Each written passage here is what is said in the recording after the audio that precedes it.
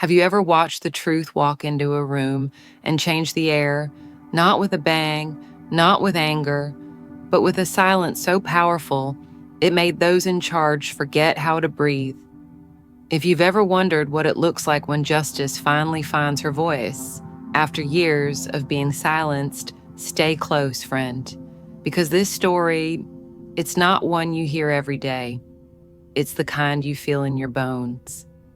Hey, love, before we begin, let me ask you something. How are you doing today? How's your heart? I pray you and your loved ones are safe, warm, and standing strong in this world that doesn't always know how to be gentle.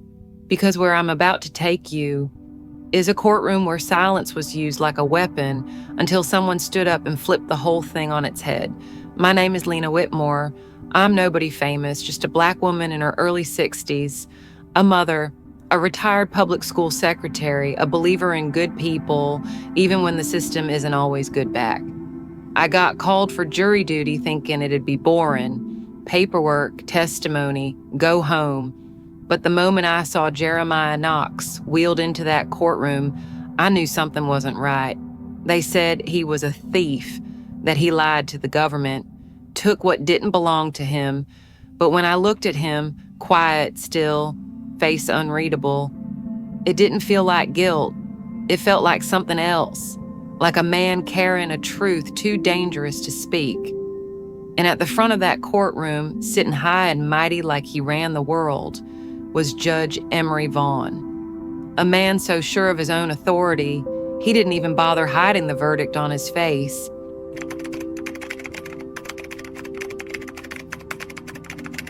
From the moment Judge Vaughn walked into that courtroom, the air changed. You know how some folks don't need to speak loud to make their presence known? That was him. Tall, stone-faced, eyes sharp like they could cut through bone. But it wasn't just authority he carried. It was judgment, the kind that had already been passed before the trial even began. He didn't look at Jeremiah Knox like a man accused. He looked at him like a problem, a formality, something already decided. And then came Preston Sinclair, the prosecutor. Lord, if confidence wore a suit, it would look like him. Slick hair, polished shoes, voice like butter on a hot skillet. He stepped up to the jury like we were children waiting for story time. Ladies and gentlemen, he began, his tone smooth but heavy with certainty. The evidence speaks for itself. And right there, he placed a stack of documents so neat, so clean, you'd think they'd been pressed and ironed, not a wrinkle, not a note, not a fingerprint out of place. He held up one page. Government aid forms, he said. All signed by the defendant, all lies. I looked at the numbers. Everything matched. Every transaction pointed back to Jeremiah, too perfectly. It didn't feel like proof. It felt like choreography. I shifted in my seat, my stomach clenched. Because I've seen messy, I've seen real. And this was too smooth, to be honest. Then he turned to Jeremiah. Do you deny these signatures belong to you? Jeremiah didn't flinch, didn't blink, just said, I don't deny my name is on them. A murmur rolled through the gallery. Sinclair smiled, like a man seeing the finish line. Then you admit to the fraud? Jeremiah exhaled, slow and quiet. I admit someone wanted it to look that way. That's when I felt it, the shift. It wasn't defiance in his voice. It wasn't fear either. It was something much deeper, truth wrapped in steel.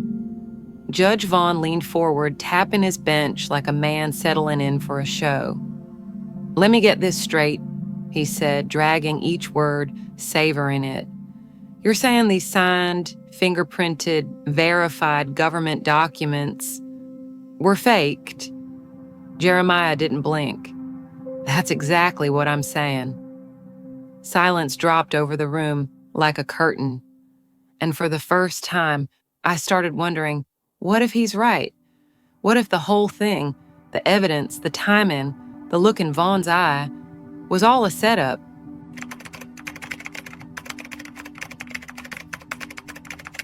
Jeremiah's words didn't just echo. They cracked something. A stillness swept across the room, but it wasn't peace. It was tension, tight like a stretched wire, waiting to snap. And that's when his lawyer stood up. Mr. Clarence Hollis, a wiry man in his 50s with salt and pepper stubble, glasses that slid down his nose, and the quiet exhaustion of someone who had fought one too many losing battles. But now, he had something to grip. A sliver of doubt. A breath of fresh air in a room thick with injustice. "Your Honor," Hollis said, clearing his throat as he stepped forward, "this raises serious concerns about the integrity of the evidence. If my client's signature was forged, we need to..." Crack. Judge Vaughn's gavel slammed like a gunshot. "That's enough," he snapped, his voice cold as winter steel. The room flinched. Vaughn leaned back, hands gripping the edges of his bench, like he was holding the walls in place. "The evidence has been reviewed. Verified. We are not here to chase conspiracy theories." Hollis hesitated, his lips parted to speak again, eyes flicking toward Jeremiah. "Your Honor, with all due respect, we cannot ignore the possibility that..." Bang. Another crack of the gavel. This time, it wasn't just a warning. It was a muzzle. Vaughn's gaze cut through Hollis like glass. "This court," he growled, "will not entertain baseless accusations. The prosecution's evidence is clear." Then came the words that tightened something in my chest. "We will not allow a known fraudster to manipulate this system." My breath caught. Hollis sat down slowly, like a man who had just been punched in the soul. And I couldn't blame him. Because this wasn't justice, this was domination. This wasn't a trial. This was a ritual, and Vaughn was the high priest deciding which truth would be sacrificed today. I looked around the jury box, searching for another face that mirrored what I felt. But no one met my eyes. Some stared at the floor, others locked their gaze on that tidy pile of paperwork. Like if they just focused hard enough, they could disappear into it. A few glanced at Judge Vaughn, as if seeking reassurance, as if begging for permission to stay silent. But not one person looked at Jeremiah, not one. I wanted to speak, I wanted to ask, "Don't y'all see what's happening?" But the words stayed locked behind my teeth, because I knew what would happen if I did. The same thing that happened to Mr. Hollis, the same thing that happened to truth in this courtroom every day. It would be silenced, dismissed, buried.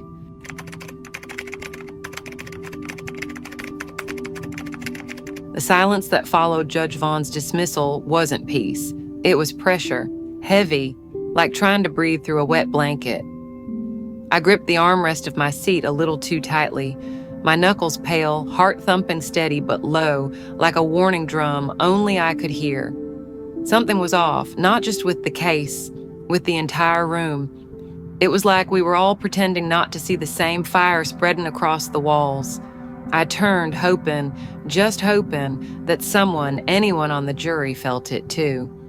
But all I saw were dropped eyes, blank stares, people playing their parts like marionettes. A courtroom full of silence, but not a soul at peace. No one looked at Jeremiah, not one single person.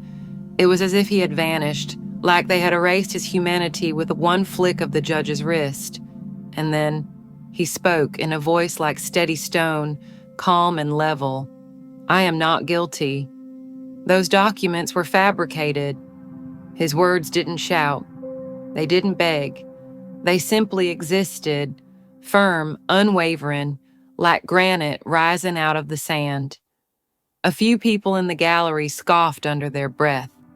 Someone behind me let out a sharp exhale, like they couldn't believe what they were hearing. But what chilled me most was Judge Vaughn. He didn't get angry. He didn't shout.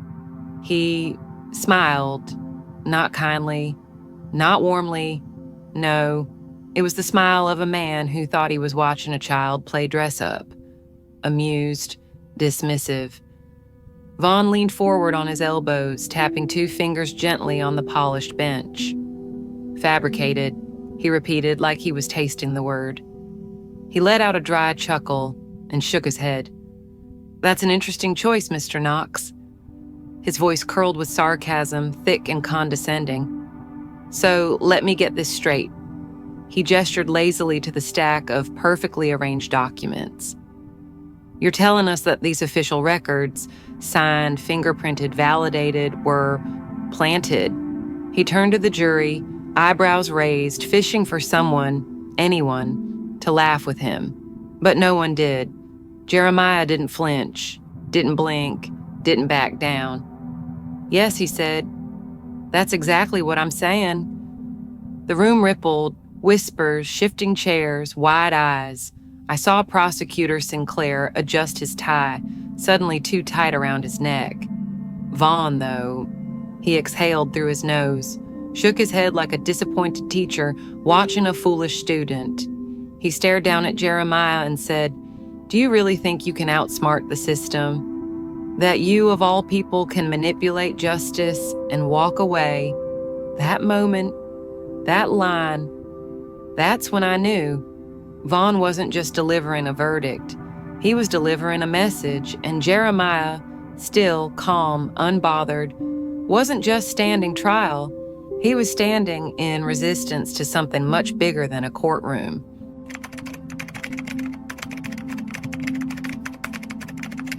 Judge Vaughn leaned back slowly, like a man savoring the last sip of a drink he didn't pay for. His fingers tapped a quiet rhythm on the bench, calculated, patient, final.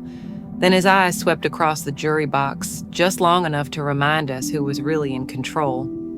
He already knew how this was going to end. We all did. A faint smirk tugged at his lips as he sat forward again, his voice steady, unflinching, like he was reading from a script written weeks ago. "Jeremiah Knox," he said, "I find you guilty." The words dropped like iron, no outrage, no murmurs, just a chilling stillness that wrapped around us like fog. And even though I had seen it coming, even though I knew in my bones that Vaughn had decided this long before any evidence was presented, it still hit me like a punch to the gut. My breath caught, my stomach turned. I felt shame, not just for the verdict, but for sitting still, for playing along. My pulse thundered in my ears, a steady reminder that I was alive and doing nothing. Across the room, Jeremiah didn't react. No plea, no anger, just that same calm, like he had expected nothing less, like he was waiting for the rest of us to finally wake up. The silence in the courtroom had weight, not the weight of grief, but the weight of truth ignored. My fingers gripped the edge of my seat. I wanted to move, to speak, to stand, but I didn't, because what difference would it make? This trial had never been about justice, it had been about control. From the moment he was wheeled in, Jeremiah was never meant to win. The verdict wasn't just a decision, it was a ritual. The gavel had fallen. The system had spoken, and we had all helped it do so by staying silent. And yet, somehow, as I looked across that cold courtroom at the man in the wheelchair, I didn't see defeat. I saw something else, a stillness that didn't mean surrender, an energy, quiet but rising, like the kind of stillness right before a storm.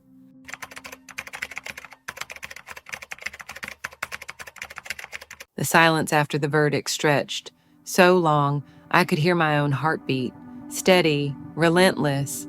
No one moved, not the jury, not the gallery, not even Jeremiah. And then a sound, barely a whisper, just a low creak of rubber wheels against the polished floor. I turned my head, breath caught in my throat. Jeremiah Knox was moving. At first I thought he was just shifting in his seat, adjusting, stretching, but then he pressed his palms against the armrests, slow, controlled, and he rose. He stood, not wobbly, not fragile. He stood with a strength that felt ancient, the kind you don't inherit, you survive to earn. Time stopped. Someone in the gallery gasped. A pen clattered to the floor behind me. The juror next to me let out a broken, stifled sound, part disbelief, part fear. If you were in that courtroom witnessing this moment, would you believe in a miracle or doubt the truth? Can one person really carry justice into a place built to crush it? Because Jeremiah wasn't supposed to be able to stand. Across the room, Prosecutor Sinclair's jaw dropped. Literally. All that slick confidence drained from his face, replaced with blank disbelief. But it was Judge Vaughn who reacted like a man just hit with a cold truth he couldn't outrun. He lurched back in his chair, hands clenched the bench. Eyes wide, breath shallow. For the first time, Vaughn looked afraid. Jeremiah didn't speak right away. He just stood, still, solid, like a man reclaiming the ground beneath his feet. Then slowly, almost too slowly, he reached into his jacket pocket. The entire courtroom froze. No one moved. No one breathed. Even I held my breath, unsure of what came next. Jeremiah's hand emerged, holding something small, metallic. He flipped it open, and just like that, the lie shattered. "Jeremiah Knox," he said, "Special Agent, United States Department of Justice." The air cracked. Someone in the jury gasped so hard, it echoed. Another juror's hands trembled as papers slipped from their lap. Sinclair stepped backward, not out of logic, but instinct. Like a man realizing the stage had just turned, and he was on the wrong side. But Vaughn didn't move, didn't blink. He just sat, staring, like a man whose kingdom had collapsed in silence. Jeremiah took one step forward. His voice was clear, sharp, more powerful than any gavel Vaughn had ever slammed. "I've been investigating you for months," he said. "Judge Vaughn, how many innocent people have you condemned? How many verdicts have you sold behind closed doors?" Vaughn didn't answer, but he didn't need to. His face had already betrayed him. The color gone, the smirk erased, only fear left.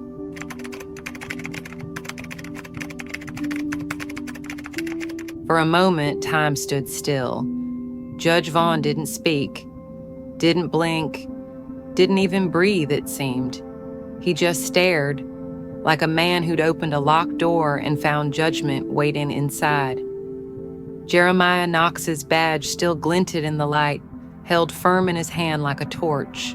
And with a voice sharpened by restraint and years of watching injustice from behind the curtain, he said, "How many lives have you traded for favors? How many sentences bought with backroom promises?" Vaughn's jaw twitched. Across the room, Prosecutor Sinclair, once so smooth, so smug, now looked like a man unraveling. He took another step back, hands trembling by his sides. His eyes darted toward the door, calculating. But there was nowhere left to run, because just then, bam, the courtroom doors slammed open with a crash that shook the walls. The sound of boots, fast, deliberate, unstoppable, echoed through the space. Federal agents, a dozen of them, storming in with the calm precision of people who knew exactly who they were coming for, and who had the power to take him. The gallery erupted, gasps, cries. A woman screamed, chairs scraped, papers flew. And Vaughn? He stood, or tried to. He pushed himself up with a breathless grunt, clinging to the edge of his bench like a drowning man reaching for driftwood. "No," he croaked. His voice, once so commanding, now cracked like dry earth. "This is my courtroom. I am the law."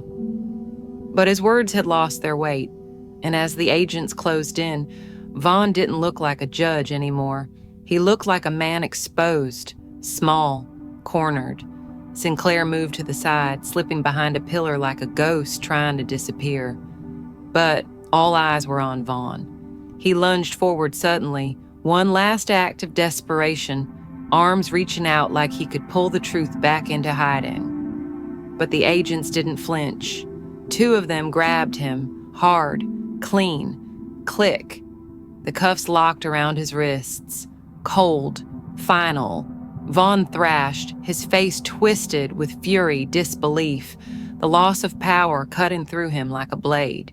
"You can't do this. I'm a judge." I am the law.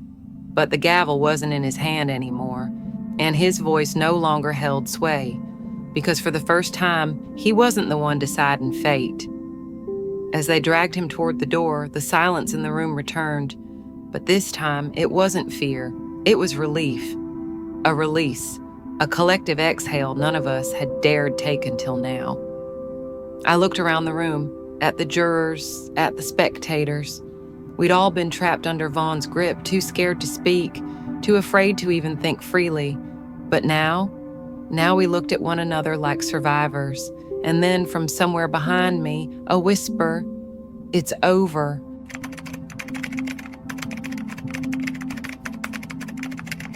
It's over. Just a whisper, but it echoed louder than any gavel ever did. The words rippled through the room like sunlight breaking through storm clouds. And in that moment, something shifted, not just in the courtroom, but inside all of us. The fear, gone. The silence, lifted. For the first time since I stepped foot into that building, I could breathe. I hadn't even realized how tightly I'd been holding my breath, how long I'd been gripping the armrest like it was the only thing anchoring me to my own conscience. Now, I let go. My fingers relaxed. My chest rose without resistance. Around me, the other jurors were no longer shadows. They looked at one another, eyes wide but no longer afraid. Shoulders eased, mouths opened. We weren't strangers anymore. We were witnesses to the same truth and survivors of the same lie. We rose together, slowly, almost reverently, as if leaving behind a battlefield, not of blood, but of silence. I walked out of that courthouse into the crisp bite of afternoon air. It hit my face like something holy, pure, unsullied, free. But even as I stood there blinking up at the open sky, there was a weight in my chest that wouldn't leave. Yes, Jeremiah Knox had won. Justice, at least today, had clawed its way back from the shadows. But I couldn't stop thinking, how many didn't? How many names never got cleared? How many mothers buried sons the system never tried to understand? How many lives got folded, filed, forgotten? And how many Judge Vaughns still sit behind polished benches, smiling through verdicts they never earned? I had once believed that the truth always found its way. But now I knew better. Truth doesn't walk on its own. It needs us. It needs voices. It needs someone willing to stand, especially when no one else will. Just like Jeremiah did. He didn't just save himself. He exposed the lie. He reminded us that justice is never passive. It's active, it's alive, and it's fragile. And from this day forward, I knew one thing for sure. I would never be silent again. Family, if this story stirred something in you, don't keep it quiet. Share it. Talk about it. Reflect on it. Because every time we tell the truth, we weaken the power of the lie. Drop a comment below. Let us know, have you ever witnessed a moment where silence gave way to courage? And if you believe in the power of truth, in the beauty of justice, in the strength of voices like Jeremiah's, then please subscribe to our channel, Black Women. Your support keeps stories like this alive. Change doesn't begin in the courtroom, it begins in us. Let's keep fighting together.